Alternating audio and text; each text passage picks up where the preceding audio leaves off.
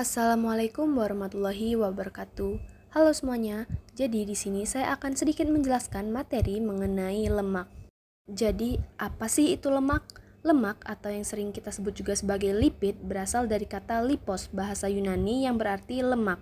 Secara definisi, lemak adalah senyawa organik yang terdapat di alam dan sukar larut dalam air, tetapi mudah larut dalam pelarut organik nonpolar, misalnya hidrokarbon atau ether. Berdasarkan asalnya, lipid dibagi menjadi dua jenis nih teman-teman, yaitu lipid nabati dan juga lipid hewani.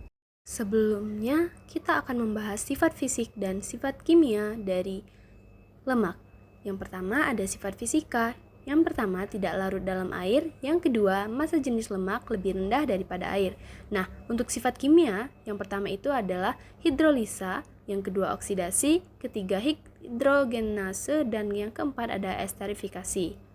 Selanjutnya itu klasifikasi lemak. Yang pertama berdasarkan sumber, yang kedua berdasarkan komposisi kimia, yang ketiga berdasarkan fungsi, dan yang keempat berdasarkan ikatan rangkap yang dikandung.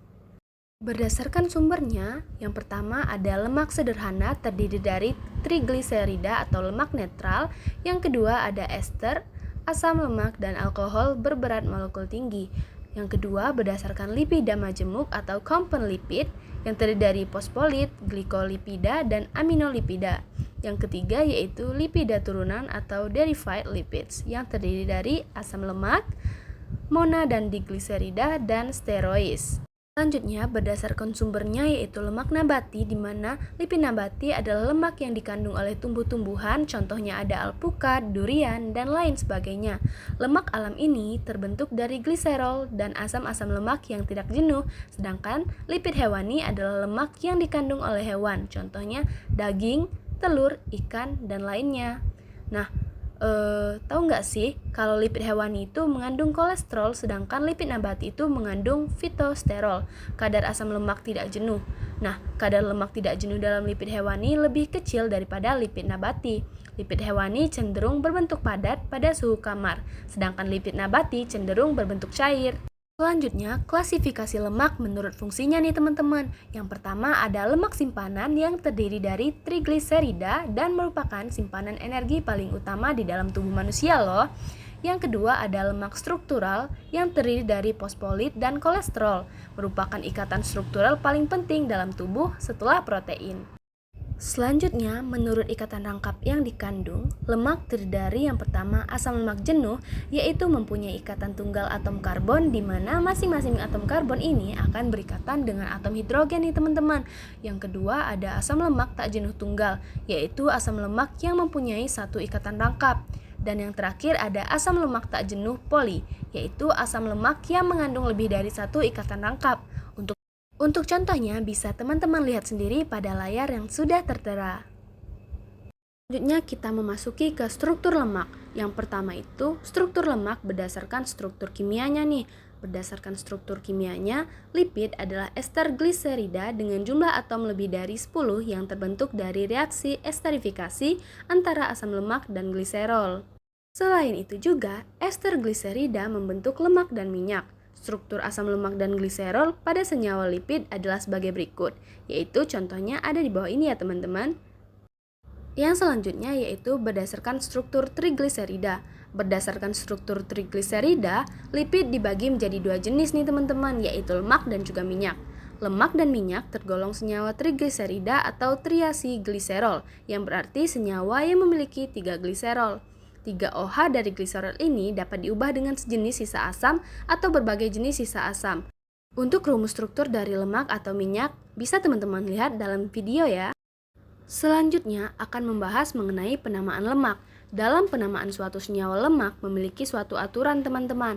Aturan penamaan pada lemak yaitu yang pertama, nama pada lemak diawali kata gliserol atau gliseril. Yang kedua, nama pada lemak diakhiri dengan nama asam lemak yang menyusun lemak tersebut. Contohnya, pada lemak sederhana, nama asam lemak diberi awalan tri dan akhiran at atau in. Contohnya ada asam palmiat dan juga asam miristat. Nah, pada lemak majemuk, nama asam lemak diurutkan sesuai abjad dalam bahasa Inggris dan nama tiap asam lemaknya diberi akhiran o, kecuali asam lemak terakhir diberi akhiran at atau in. Contohnya, gliserol laurolineleo.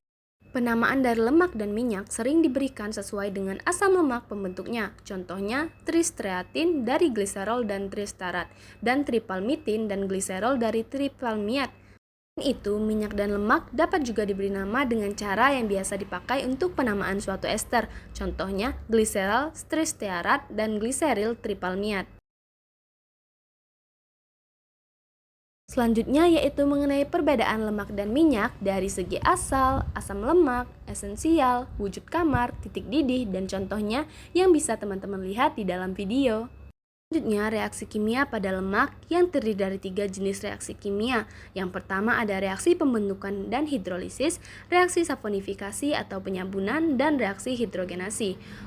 Adapun macam-macam reaksi seperti reaksi pembentukan hidrolisis dapat teman-teman lihat pada video yang telah saya tayangkan, dan juga ada reaksi saponifikasi sebagai berikut, dan juga yang terakhir itu ada reaksi hidrogenasi.